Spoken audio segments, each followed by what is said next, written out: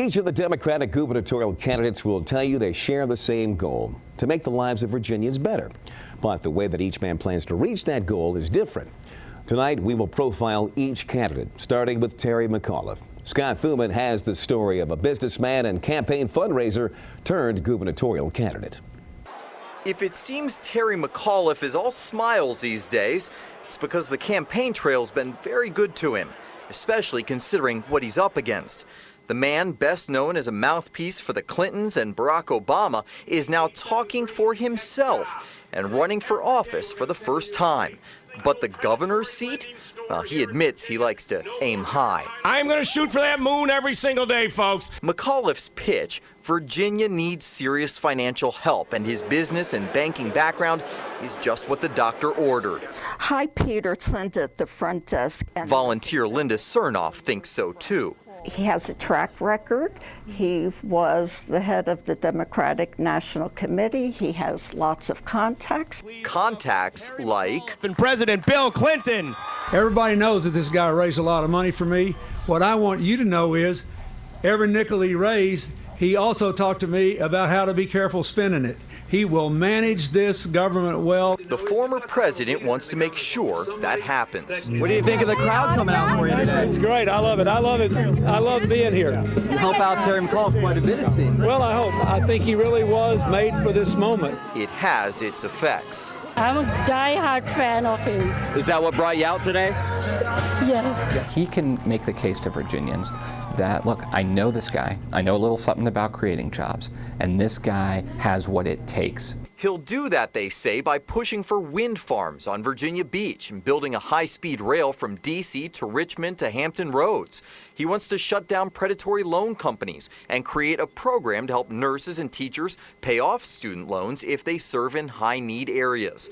But is this all just talk from someone who's a national name and not a Richmond regular? Supporters like to say he's another Mark Warner or Tim Kaine. I think Terry has the ability to shake things up. Terry McAuliffe is a powerful individual. He has a powerful voice. I think a lot of the other candidates who have been stuck in Virginia just have the Virginia perspective, and that can oftentimes be really limited. What might make him most attractive, though, they say, is what he could do later this year that the other candidates might not be able to, and that's use a big bank account and even bigger names to beat Republican Bob McDonnell. Scott Thuman, Battleground, Virginia.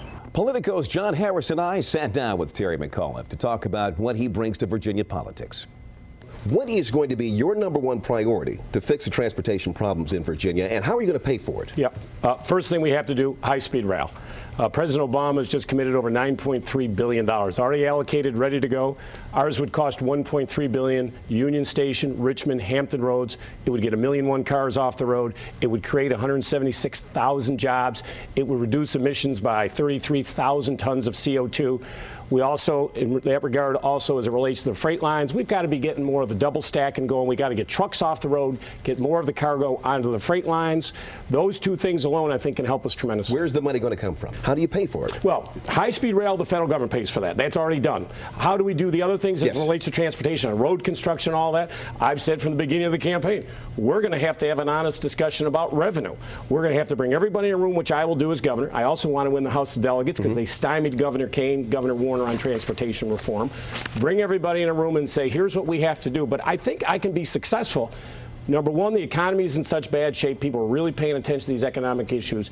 But number two, when they realize that we're going to be one of the few states in the country that no longer can have federal highway matching funds, when we have 26% of our roads and bridges are deficient. I have 5 young kids. I get in these roads and bridges. We've got to have an honest discussion about this. I will tackle that issue. I come from a business background. We need someone to come in and deal with it and quit kicking it down the road. Mr. McAuliffe, Brian Rand says the time for the honest discussion is now, and that he's being more honest than you are because at least he's put something concrete on the table, an increase in the sales tax. You say that's not a good idea in a down economy, but you don't give specificity to Leon's question. How do you pay for it? What's the source? Oh, I'm sorry. No, what I have said, let's be consistent with what I have said. I have said I don't believe in raising people's taxes. How do we grow out of this economic problem where today we have to create new economic activity? I hate to see the budget cuts. I don't believe you raise people's individual taxes in a down economy. I've always said from the beginning of this campaign that we're going to, as it relates to transportation, that we're going to have an honest discussion on how we pay for it. I'll bring everybody in the room. Let's have a full discussion. Nothing should be off the table, and I will have a full discussion on how we have to pay for it. Is it fair to assume that some of these priorities, whether it's transportation or your plan to increase teacher salaries to the national average, or invest in higher ed, that these things are not going to happen if the national economy doesn't improve? Absolutely not.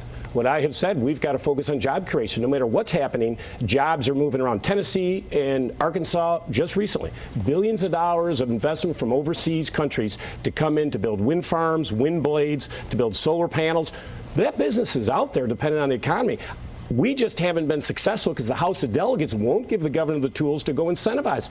The disposition of the detainees in Guantanamo Bay, as you know, is one of the thorniest national security and international relations issues that the country is facing right now. Now, you have said that you would not agree with having detainees brought to Virginia. But I want to ask you something. If President Obama were to call you personally, if he personally asked you to reconsider, what would you tell him? Here's what I've said. I've not said that I wouldn't want him to come to Virginia. I have said, first of all, I don't think it's a smart idea that we should be inviting these alleged terrorists into Virginia. But I don't think we should be putting terrorists in the middle of population centers. In downtown Alexandria, near movie theaters, there are places that we can bring these terrorists, military bases. I just don't think we ought to be bringing alleged terrorists, because with that, you're bringing a lot of attention and a lot of people around the world who might want to make a statement. I just don't think we ought to have that symbol in the middle of a population center. Brian Moran is the only candidate so far to come out and say publicly that he is going to work to repeal Virginia's 2006 constitutional amendment banning same-sex marriage. Where do you stand on that? Yeah, I think it was 2007. It's the Marshall-Newman Amendment. I would say on this, first of all, in order to change it, Leon, you have to, it has to pass the General Assembly. You have to pass it twice, and then you have to have a referendum. So, would you repeal it? Would you work to repeal that amendment?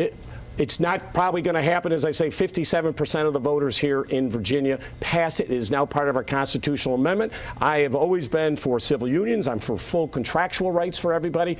But here's the issue. I am not going to be bogged down in, Governor, dealing with issues that probably in the course of my 4 years may not be able to be changed. Governor Kane and Governor Warner had issues with getting things done in the legislature. Right. And they've been in office. They've held statewide office, but they held other offices before. You have not held office of any kind. Yeah. How do you expect to be able to get anything through the legislature if Kane and Warner couldn't get it? Well, in fairness, Governor Warner had not held office before, so I just want to be clear on that fact. Exactly. Thank you. Listen, it's a new day. It is the worst economy we've had since the Great Depression. It's a different time today. Now, I want to win the House of Delegates. That's why I'm running the largest grassroots people have seen in gubernatorial history. This weekend, Leon, we had over 5,000 people on the streets, knocking on doors, making phone calls.